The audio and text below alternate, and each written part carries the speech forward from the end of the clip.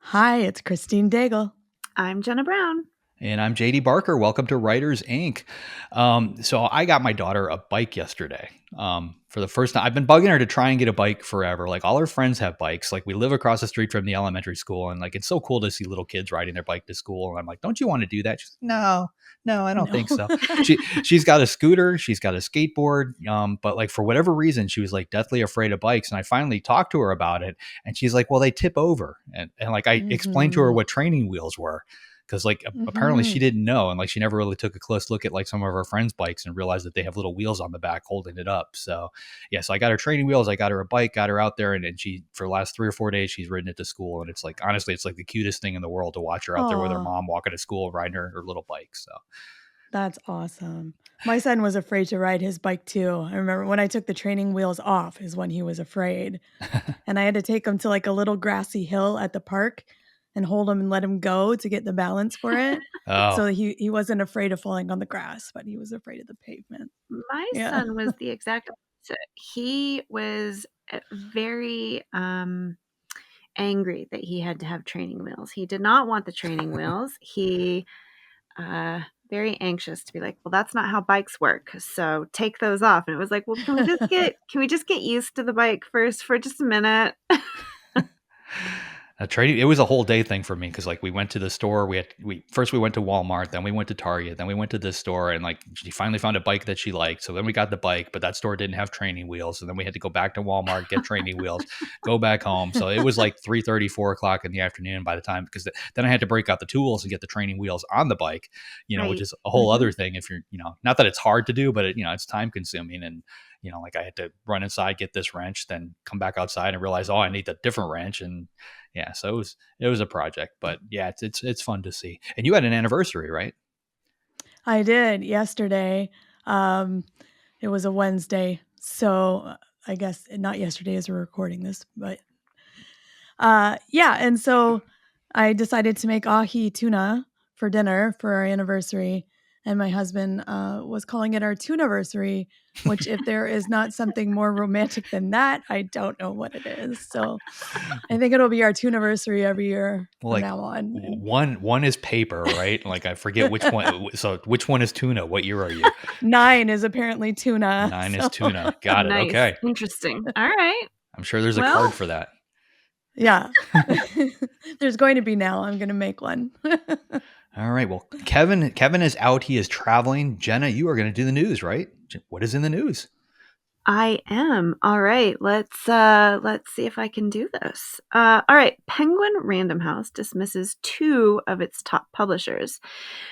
Penguin Random House dismissed Regan Arthur and Lisa Lucas, top publishers at Alfred Knopf and Pantheon, and Schocken imprints, respectively. Lisa Lucas publicly shared her surprise about her dismissal on social media, noting she was informed on a Monday morning without prior indication. The company cited the need for restructuring to support future growth. Jordan Pavlin, the editor-in-chief at Knopf, will take over as publisher, filling both roles. The editorial department of Pantheon will now report to Doubleday.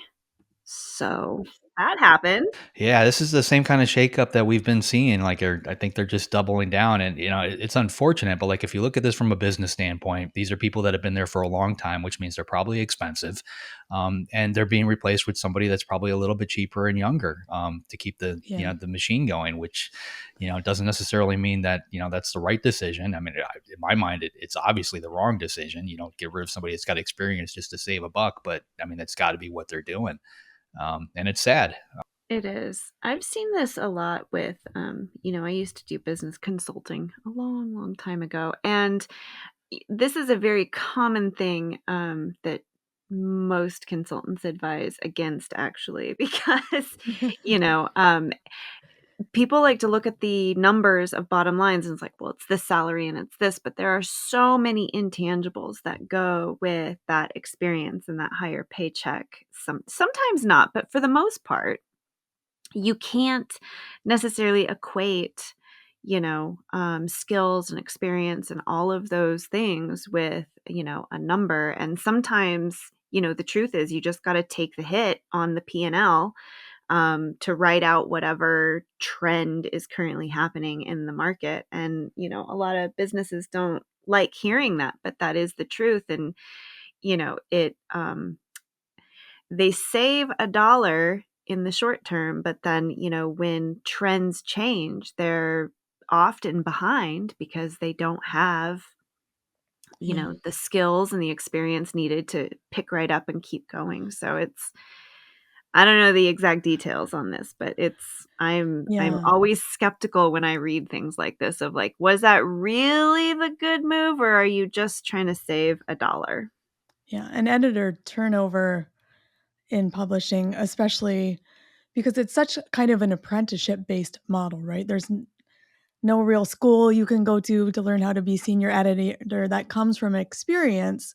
So when those people are leaving and you're going to people that have been there for a minute, you know, it's just so much experience and knowledge lost when they don't have a chance to learn from those senior editors. So yeah, that's sad. And Jena, I'm glad you read that instead of me, because I did not know that the K in Knopf was not silent. So I did the things I've randomly learned over the years of publishing. Yeah, I still can't say gallants. How do you say that one?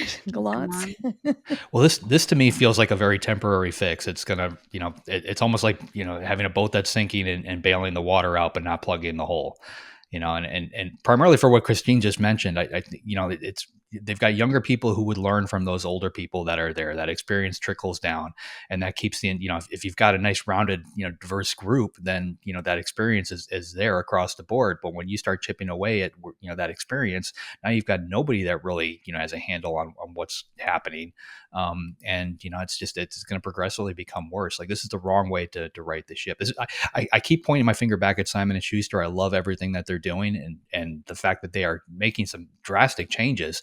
But it makes it, to me, it feels like they are moving in the right direction, where I see some of these other publishers moving in the wrong direction. Yeah. And I think, like, just, you know, last thing is also like the experience. But, you know, if you're an author and you've been working with these editors and it's like you have a certain amount of trust, you know, I mean, it's author loyalty often isn't necessarily with the publishing house, it's with the editor you've been working with. So, again, short-sighted and strange decisions, but what are you going to do? Yeah, and this is purely anecdotal, but I've been hearing more rumblings among author friends about editor turnover, that they get new editors in the middle of their books, and I don't think that's good for anyone, because that editor wasn't passionate about that project, and now they have to pick up something that they know nothing about. But yeah.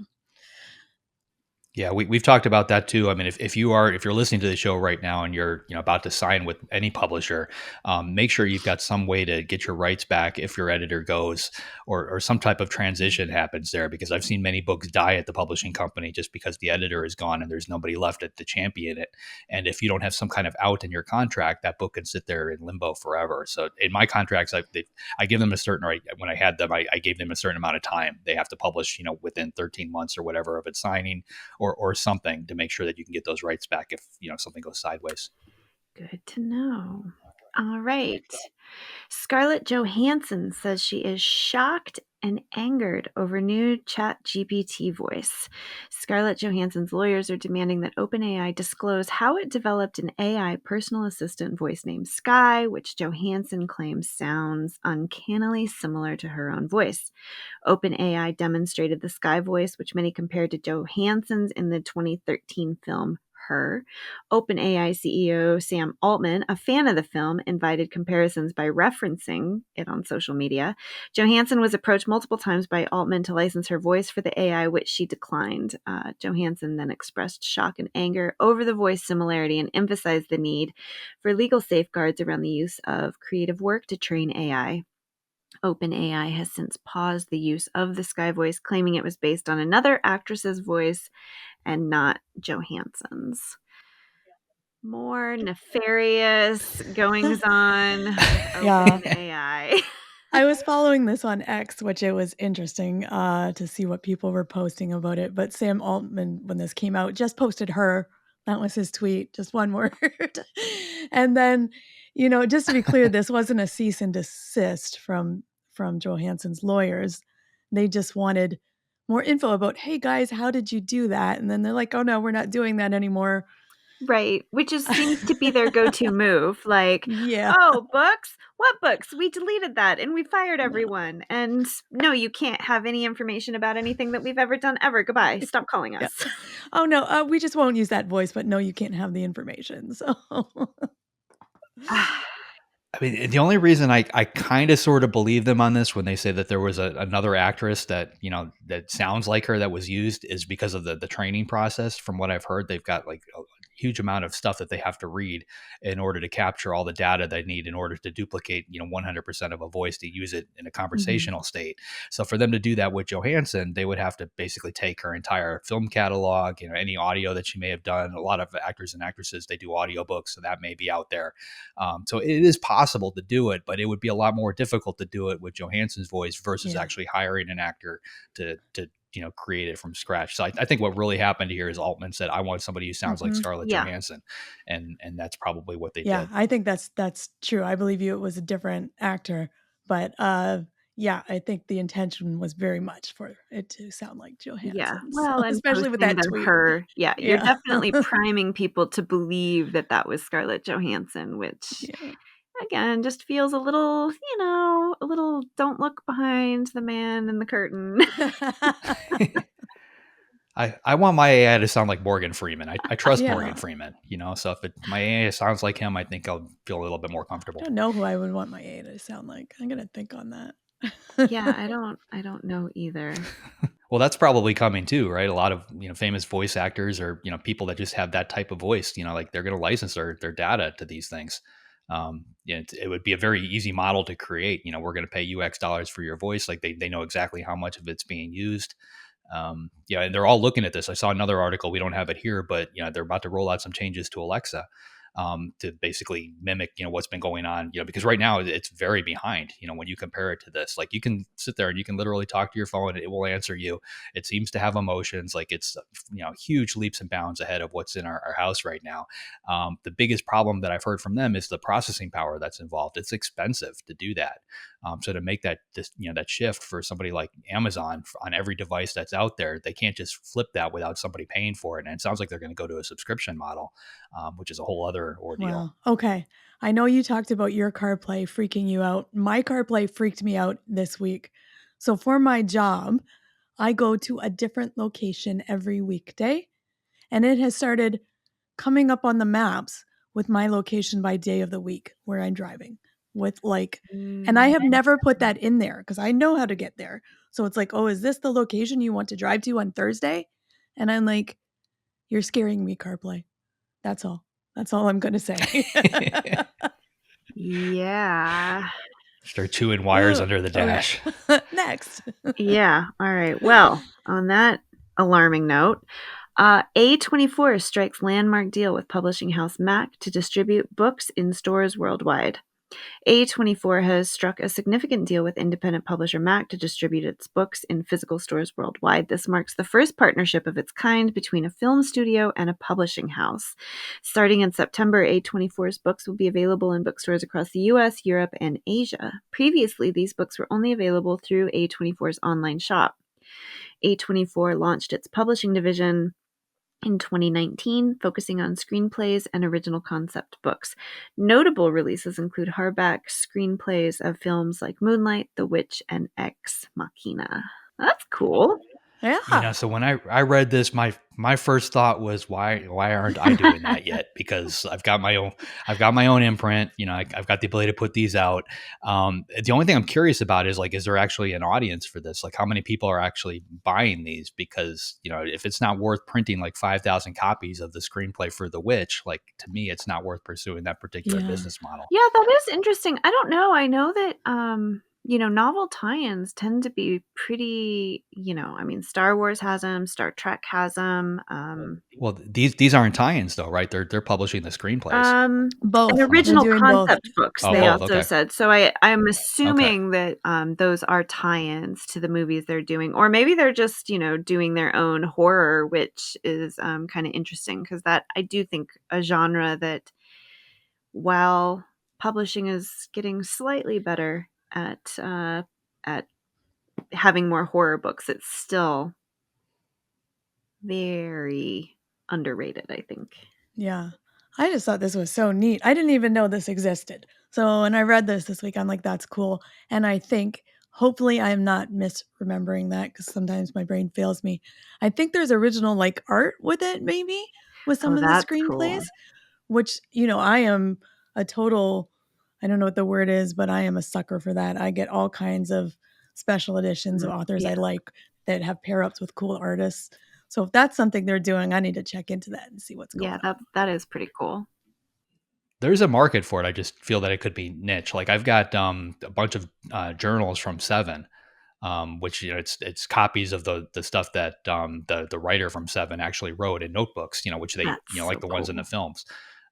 Yeah, I mean it's a cool collector's thing, but like I don't know how many people actually have that or would want that or would pay what I paid for it because it's not something that's out there. But I do. I love would. screenplays. Like to me, it's fun to read. Like I love reading screenplays just because they're so fine tuned. Like when she's holding up by a robot. I'm such a loser. This one has such cool art in it. I paid too much for it probably, but it was awesome. Yeah, there's definitely a market for some of this stuff. It's a cool angle that I haven't thought of, and it bugs me that somebody else got to it first. Well, there's Yeah. And that's all we've got in the news. Cool. When you're writing a book, the first draft is the easy part. It's what comes after that hurts. The confusion, the self-doubt, questioning this, questioning that, trying to get feedback so you can feel confident making changes. It's a lot to handle. And that's why I'm delighted to say that this episode of the Writers Inc. podcast is sponsored by AutoCrit. One of the most value-packed memberships for any author, AutoCrit brings you an amazing suite of tools that can make it a breeze to plan, write, and edit your books all in one place. From start to finish, everything you need to produce a strong, confident story is at your fingertips. Get instant developmental feedback on plot, conflict, characters, themes, and more through the Story Analyzer. And edit each sentence to perfection with a complete interactive editing suite packed with reports and insights. And that's not to mention additional benefits like private community forums and live members-only support and writing sessions every single week. It's an incredible place to be for any writer. And listeners of the Writers Inc. podcast can take advantage of lifetime AutoCrit Pro membership for one single payment. That's right, no renewal fees. Head to autocrit.com/JD to get yourself a lifetime membership now. Big thanks to AutoCrit for sponsoring the show. JD, who is up this week? This week, we've got Michael Jamin coming on. Michael's a professional TV writer and showrunner. He's been doing it for over 27 years. He's got credits including King of the Hill, Beavis and Butthead, Just Shoot Me, many others. He's here to talk about his new book. It's called A Paper Orchestra, and it's a collection of essays detailing his time in Hollywood. Here he is, Michael Jamin. Well, thanks for joining us, Michael, man. I'm really looking forward to this chat. You're responsible. You've written words that I have laughed at on purpose. You wrote them on purpose for me to laugh at for a lot of great shows out there. Some of the best. King of the Hill in particular is always a big favorite of mine, but you've been on Just Shoot Me, or you've written for Just Shoot Me, you've written for Rules of Engagement. These are shows that I steal from liberally when I'm making jokes out in the world. So thank you for that.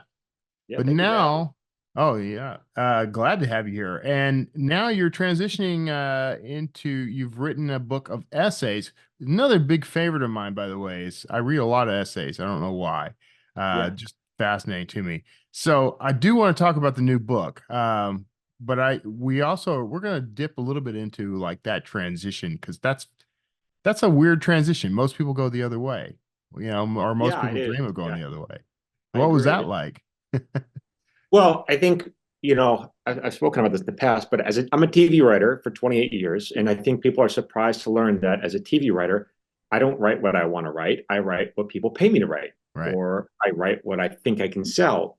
And so I can't afford to spend 6 months on developing a show if I have a good feeling that there's no market for it. Yeah. And so, because this is how I keep the lights on. I don't have another income source. So after a while, this began to weigh on me. And one day I was walking with my wife, and I said, I have a really bad idea. I've been thinking of writing a collection of personal essays, like David Sedaris. I love his writing, and I just kind of wanted to try something like that. And she goes, well, why is that a bad idea? I said, because if I do it, it's going to take, years to write. And if I sell it, I'll barely make any money. And she was like, oh my God, you have to do it. And I was like, are you not even listening? I just said it was a bad idea. And she said, no, if you do it, you'll find yourself. And so that was the intention. I really wanted to know what it would be like, what it would feel like to write something without getting notes from the network, without compromising any vision, without just doing it, writing what I wanted to write. Yeah. Yeah. And this book, by the way, A Paper Orchestra, is the title. It's available now, right? So it's Yes, already, it is. look at that. Yeah. So, and great cover, by the way. I was looking at it. And for those listening, because this isn't a video podcast, but for those listening, you need to go check it out. Blue cover. That's how you'll know you're on the right track. Yeah. So it's a series of essays. Were these? Did you just sit down and say, I'm going to write a whole book of essays, or did you start writing and publishing this somewhere else? The beginning started, it was a weird start. I went to my daughter's high school graduation, and she went to a school for the performing arts, like a public high school for the arts. And for the graduation, all the kids, they were singers, dancers, actors. They rented a big theater, the Nokia Theater in Hollywood, and they put on a show. And the show was amazing. Like, these kids were so talented. And then my daughter takes the stage to get her diploma. And then I, like all the other parents, I applaud wildly because I'm proud. And then the show ended, and the MC comes down, it gives his final monologue. It was hilarious. It was a wonderful show. And then the show is over, and everyone starts filing out of the audience. And I just felt like I wanted the show to last just a few more years, and that's it. And so I just started crying in my wife's arms. We started crying together. And then when we were done crying, the theater was pretty much empty. And then we returned to the lobby to find the young woman who used to be my baby. Yeah. And so I posted about, I wrote something small, like a few paragraphs, because I really was in mourning for a few days about this. And then I wrote something. I was like, maybe I'll share it on Facebook. Why should I share it on Facebook? Like, Facebook is for posting pictures of what you had for lunch and your vacation pictures. Like, why am I? But I decided, all right, maybe I'll share it anyway with my friends. And it was just a few paragraphs. And the response that I got from my friends was just so encouraging. They were like, because we're, the same age. And they're like, because they were posting photos of their kids overjoyed, they were proud. Everyone's happy. And that's not what I was feeling. I was really grieving. And when I shared that little story, it wasn't much. The response that I got was just so, everyone was like, thank you. Like, I was going to quit Facebook. Thank you for putting into words how I felt, which I don't have the words because I'm not a writer. And so that really kind of gave me the courage to think, well, maybe there's more I could do here. Maybe I can write about stuff that people are afraid to put into words. Isn't that interesting? Because it's authentic, which everyone tells you need to go for. And if you're not authentic to begin with, I don't know how you aim to be authentic. That I haven't learned that skill yet, I guess. But you just expressed it. I like how you expressed it. It's like grief, which is very uncommon. Yeah, there's a lot, and that's in the book. Each story kind of is written, not tackles, but each story is kind of about a little emotion. This story is about grief. This one's about rejection. This one is about identity. This one is about shame. And so each story has that little note, and then together the notes really are what I like to think of as like an orchestra on paper. And so that's why it's Paper Orchestra. Yeah, exactly. Yeah. And so, okay, coming out of screenwriting, I mean, had you done any sort of prose writing before at any point? When I was in college, yeah, I tried. I took creative writing classes. This is what I wanted to do in college. I wanted to write. Yeah. And I tried to get into the creative writing program, and I was rejected twice. Like, that's like, it's your major. And they rejected me twice. The problem was my writing just was not very good. But I wanted to learn. I wanted to learn how to express myself with words and how to move people with words. And then I moved to LA and I studied screenwriting, and then eventually, I landed a job on Just Shoot Me as a TV writer, and my career, that's been my career ever since. But when I finished this book, and I gave it to my literary agent, and he's like, "I love it. Let's take it out. I love it." And in that moment, it really occurred to me that even though I was a successful TV writer, this is the writer who I wanted to be in college. I just kind of forgot about him, Yeah.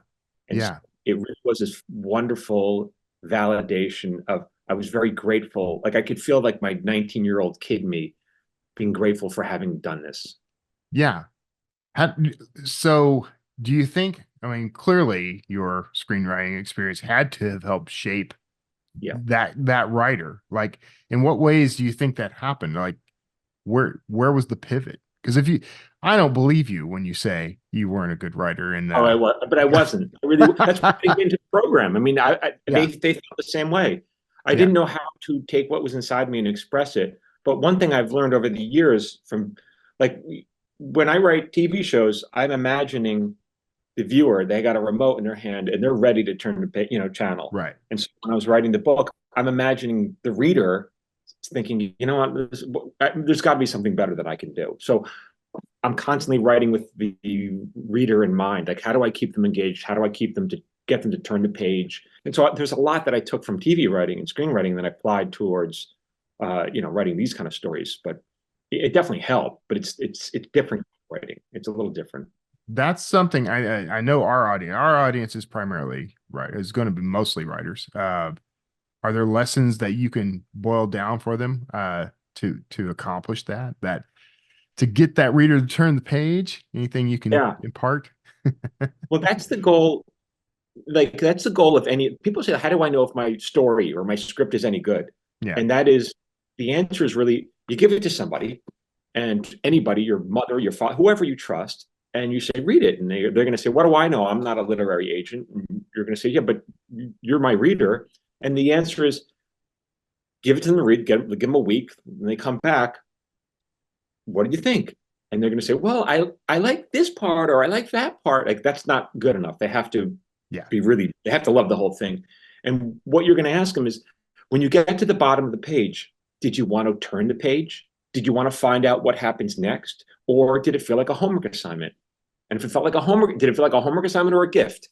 Yeah. And if it felt like a gift, you've done your job. And that applies to thriller, romance, comedy. It's all writing. It's the same, mandate. Yeah.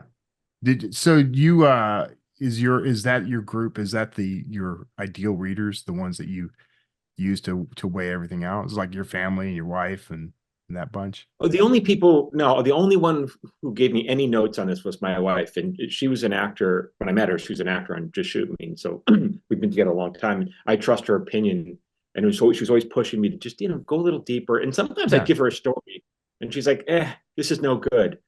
And when that happened, I didn't fight with her. I didn't say, but you're wrong, you don't understand me. That's like, all right, I better do it again. Yeah. Man, taking criticism like that from strangers is hard, but taking it from your spouse has to be kind of a gut punch, right? Well, she was very encouraging, because some of these stories are very, very intimate, and some of them, some stories are about like ex-girlfriends and stuff, and she just wanted to hear it. Yeah. And part of the reason I wanted to finish this, was, my parents are getting up there, and I wanted my parents to know who their son was. There's stuff in here that I just have never been. My best friend read it. He called me over the weekend, and he's like, I didn't. My best friend, I've known him since fourth grade. We went to high school together. Went to college. We were roommates in college. He goes, I didn't know this about you, and it's because why would I have said any of it? Right. Do you find though that in your screenwriting and in other writing, I mean, doesn't some of that sort of leak out? Like, isn't it? Do you use any of that as like source material for everything else you write? Yeah, for sure. When you always steal from yourself. That when we're in the writer's room, the first thing we talk about is, what'd you do this weekend? And then you try to, you share. And often you'll take lines from it happened to you in real life, or characters that you've met, people you've met, and you turn them into characters. For sure. But this is a little different. These are personal essays, and they're stories but they're fictionalized. So they're written like I'm a character in my own story. And so it's a little bit, it's much more intimate than just, creating a character. What did that bring to you? Like, what did you learn about yourself that maybe you didn't know before? There was so much, because I would start with a memory. I had a list of memories, and I don't have a good memory. So the things that I remembered from my childhood, there must be an emotion attached, or else I wouldn't have remembered it. Yeah. And so I'd write these stories, and then I'd get halfway through the story, and I'd say, wonder why this little boy did this. Like, why would he do that? And then sometimes I'd start typing the answer, right? And I felt like, no, that's what that little boy would have done on a TV show. That doesn't feel right to me. It doesn't feel like something I did. And so that I wouldn't know, like, why would I do that? And then I would think of another memory from that period. And then I'd say, well, okay, why did I do that memory? And then patterns would emerge. Oh, that kid was anxious. Yeah. Like, and then, and then I would be able to tie it together. And then I just painted a whole portrait of myself that felt very accurate, but I really had not allowed myself to give much consideration to. Yeah. So did you write things that didn't go in, like ended up on the floor, or? Oh yeah, for sure. There are 17 stories, and there are many that didn't make the cut. Some of them I liked. I just felt like I touched on some of that area in other stories, or some of the stories felt like tonally they didn't fit the other pieces. They didn't feel like it was part of the collection. And some of the stories, particularly some of the early ones, I just felt like I was still finding my footing, my voice, and they're just not good enough. If I didn't want to put something out there that I didn't feel was 100% I loved. Yeah, yeah. So are you saving all that as Paper Orchestra second movement? Yeah, I have another book that I'm starting to work on, and I'm not sure if we'll make it into that book or not. I don't know. It's not like, not everything that comes out of my head is worthy of sharing and being entertaining. Like, it's got to be. I think that's also part of the problems. People, it's very tempting to write about yourself.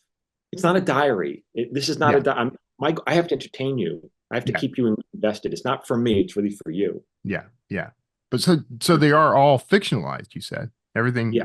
They're true, but they're fictionalized. So true fiction. Yeah. Yeah. So what was that like then, drawing on these real world experiences and these real things that you felt? Like, what was it like to have to kind of mask that? Like, are there things that you tried to prevent from leaking through? Is there stuff that you felt, oh, this is too intimate, or this goes too deep? That's the thing.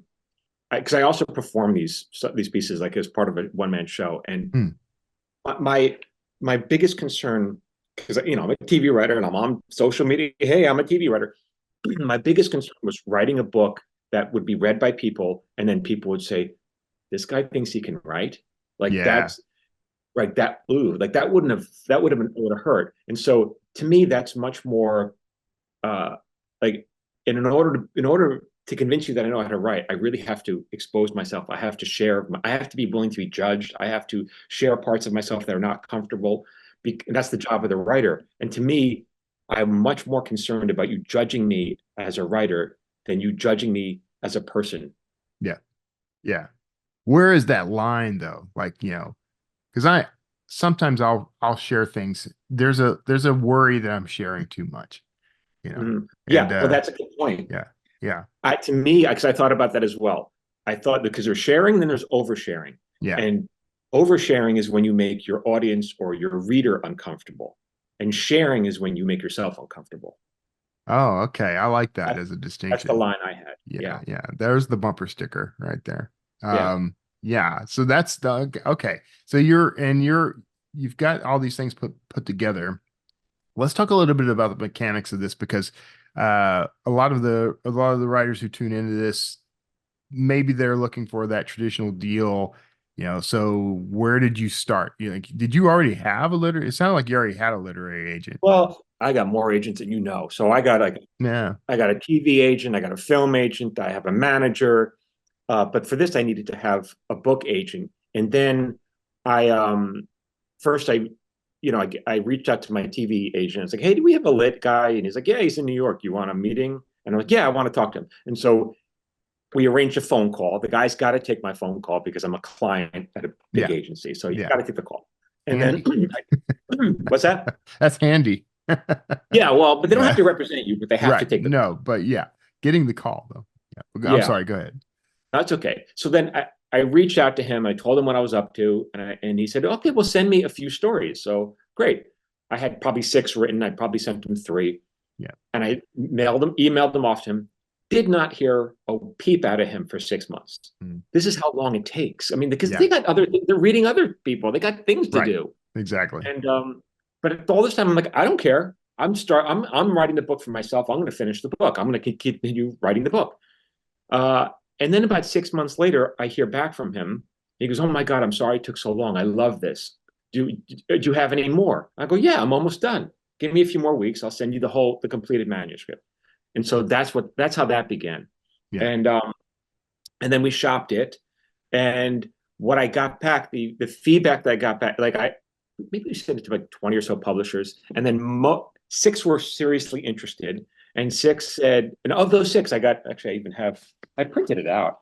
I got, when he said the letters that everybody sent. The note I got most often was in the space of personal essays. It's a very, very niche. It's not romance. It's not thriller. It's personal essays. Like, not a lot of people, there's like one guy doing it. It's David Sedaris. He's the guy. Yeah. Right. And so the note I got back was platform drives acquisition. I said, what does that mean? It means that if you want to sell it, and they had a good point, like, why would someone go into a bookstore and pull my book off the shelf when no one's ever heard of me? Right. And that's a good point. And so I was hoping that the book would be judged based on the merit of the writing and not the merit of it being how well it sells. I figured, like, don't they market it? Isn't that what you guys do? No, it's not what they do. Like, it's just not. And I was amazed. I wasn't amazed, but it's not the right word. But there's so much overlap between the publishing world and Hollywood. And I was hoping it might be a little different. It was naive of me to assume it would be any different. Right. But it's not. And so it's a business. And so that's what made me set out on building an audience on social media. Okay. So was that your primary marketing tool, was to build up that audience? Did you already have an audience on social media? No, I wasn't on social media. Oh, okay. So that was, and the way I figured, the way you build a community really is to give. And not like, hey, buy my book. It's give. What can I teach you about writing? What can I share with you about my experience as a TV writer? Exactly. Here, like, what can I give you? Give. And then, finally, when you're done, when the book is ready, you ask. Yeah, exactly right. Yeah. That's why I've logged like thousands of hours of podcasting over the years, for that exact reason. So yeah, you're smart. A lot of work. It is a lot of work for no pay, by the way, which is just like working in Hollywood. Right. Okay. But you're paying yourself. Yes. Yeah. So what's okay, what would be some advice then? Essays are that's a hard genre to crack. You built up a presence on social media to help push that. So maybe you have some tips for writers who are looking to do sort of the same thing. What would you recommend?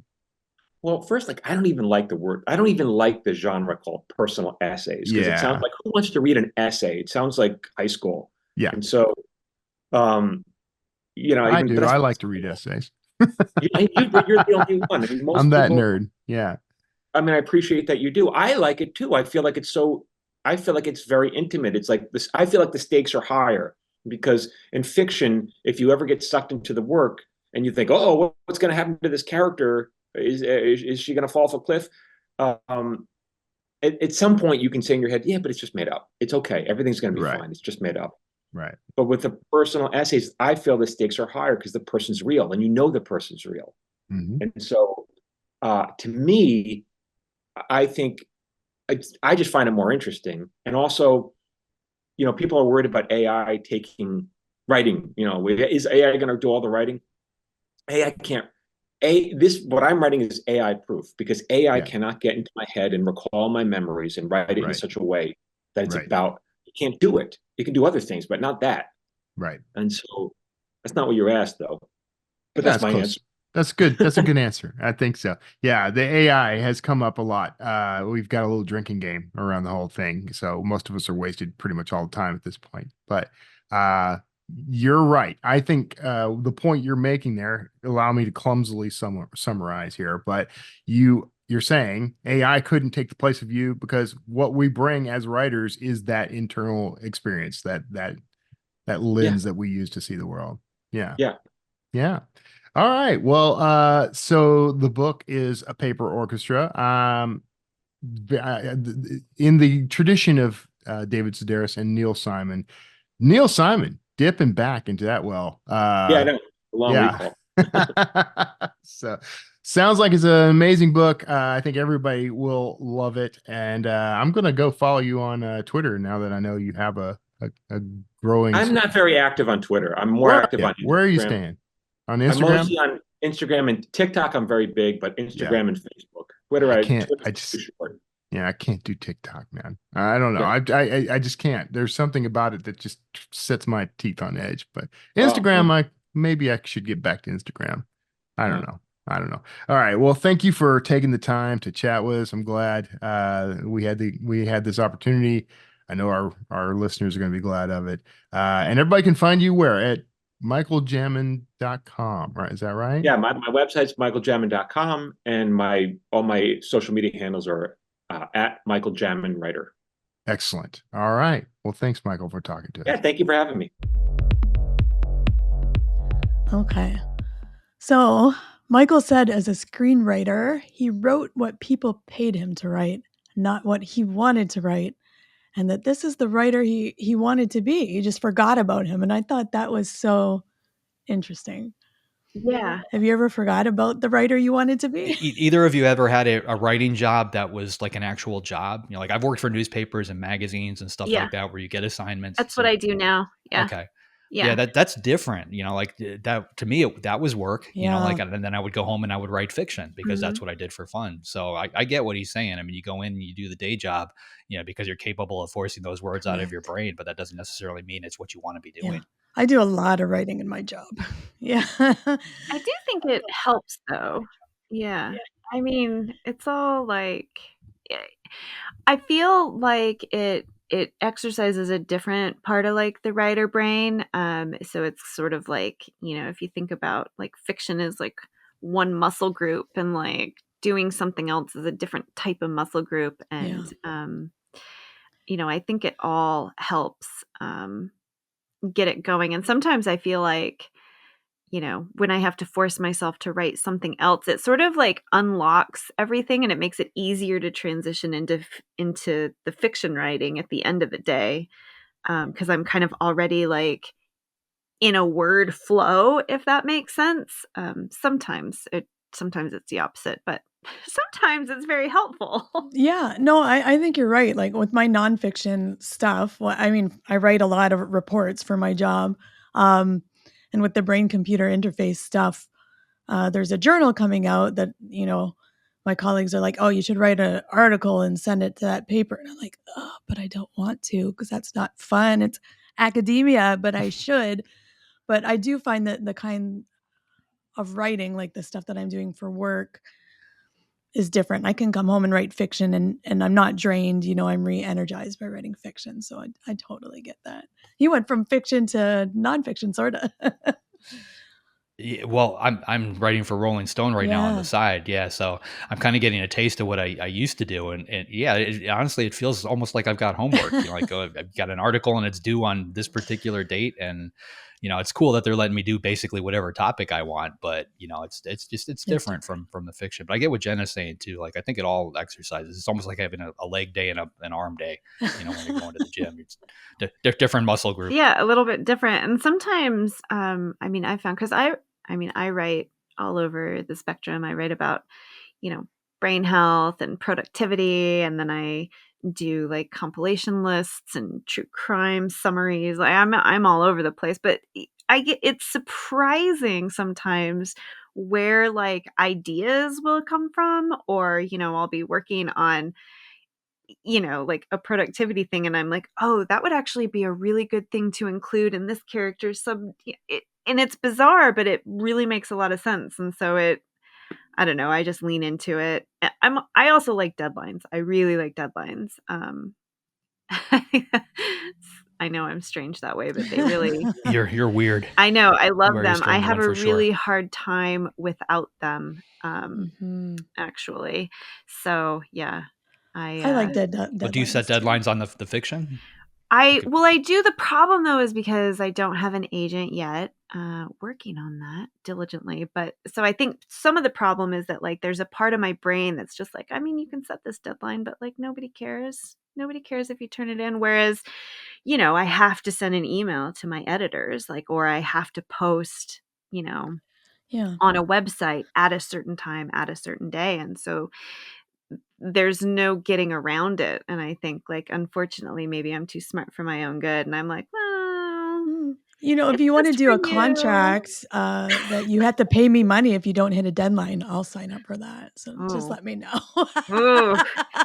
Woo, Christine setting the bar. I might have to do that. I mean, I've gotten a lot better over time. Like I have actually had to have a lot of stern talking tos about myself. Yeah. You know, like, Jenna, you need to, this is your goal and you want to do it. And so I've gotten a lot better. But when I first started writing fiction, that was tough for me. Yeah. I like the deadlines too. I like the pressure, which probably means there's something wrong with me, but I do way better when Well, yeah, I'm it's like stressed out. kind of like, well, you know, you're forced to focus. Like there's no, Yeah. you can't be like, well, like, I mean, I could work on this or I could do this other thing. And, you know, you have no leeway. It's like, no, I have to do this. And you're like, oh, I have to do this. And you sit down and you do it. And you're like, oh, I did it. And then you feel really good about yourself. So that's what I've been trying to focus on with my personal deadlines. Like, imagine how good you're going to feel. You're going to be so proud of yourself. Come on. Yeah. You know, I think JD, you were saying it feels like homework writing. And I thought it was really interesting when he was talking about beta readers. Does it feel like homework reading? Because he's like, if this feels like homework versus, I think he said, a gift, you know that your book is not good when they're telling you that they're not turning the pages and then not to fight with them and just do it again. So I thought that was a good reminder. He brought up a good point too on a screenplay. You know, like if somebody's saying I like this part, but you know, like they're picking it apart basically. Like there's still something wrong then because the parts that they're not picking need to be tightened up. And you know, if you read a screenplay like we were just talking about, like they are tight. You know, especially for a finished movie. If you take a big blockbuster movie that did really well, read that screenplay, and even if you find like the first draft of it, it's still going to be phenomenally tight. You know, compared to like the structure of a novel. Yeah. So I think that's a good takeaway from that. Yeah, and they have some real constraints on that. Screenplays are 120 pages, right? You get it in, you can't meander. That's the cutoff. Yeah, which is a good challenge. But yeah, I think the feedback thing is I like feedback too. I know I apparently just like pain is what I'm getting from this conversation, but you know, I love it because it's sort of like, even if I don't agree with it, there is something that like pings where it's like, all right, well, but is that valid or is there a different way that I could solve this problem? Like, so it starts feeling like a puzzle to me, not homework. Like, how do I fix it? Which kind of gets fun because a lot of times the answer isn't exactly what you think it's going to be. That is exactly. I feel the same way about alpha, beta feedback because you get 2-3 people saying the same thing. They're almost never right about how to fix it, but the what needs fixing is always right. So yeah, you got to push yourself and come up with some cool stuff. Yeah, because they made a comment. So like something was happening there. And so then it kind of becomes a thing where it's like, all right, well, like maybe they have an idea of what they think it is. But if you filter that out and you just look at like, all right, this comment happened here. Why would it happen there? And you kind of start really thinking about it and teasing it apart. You know, and sometimes the problem isn't like that section. It's something that happened beforehand. You're like, oh, well, if I just put something here, then that goes away. So that's really, I don't know. I like it. I like puzzles and deadlines. The other thing, I know Kevin is not here, but Kevin talks about not writing things down because he'll remember them. And Michael talked about that too. I'll remember it if there's an emotion attached. And I know he was kind of talking about memories and nonfiction, but I think it's the same thing in fiction. If I have an idea that doesn't give me an emotional response, I'm going to forget about it. And the ones that I do feel something about, I remember, and then they'll turn into something else.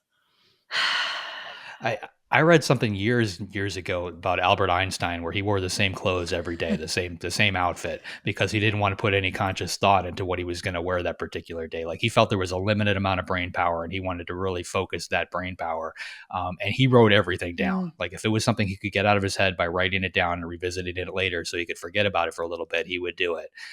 So I've kind of followed that same model all my life because the guy's, obviously fairly smart. He was onto something. So you write everything down? But I've known a lot of people along the same lines as Kevin, that feel that if they're not going to remember that idea 12 hours later, then it probably wasn't worth remembering to begin with, and just move on. I mean, for me personally, I'm juggling so many different projects. If I don't write stuff down, it would come apart. I just think like it's easy to lose things, and I think and I know I've had things where I'm like, oh, that's so good, and I have that emotional attachment, but if I get swamped all of a sudden, it's gone. And I've been very sad about that because it's like, oh, like what was that? It was so good. And sometimes it comes back, but sometimes it doesn't. And I think, I've just gotten into the habit of writing things down, like a quick note in my phone. I've got Post-it notes all over the house so that I can just jot a thought down and stick it on a counter and move on. And I find that I actually get more done. And if I write it down, I often don't have to reference the note itself. Sometimes I do, but usually just the act of writing it down is enough for me to I don't know if there's a corkboard in my brain, it's like it pins it to it somehow.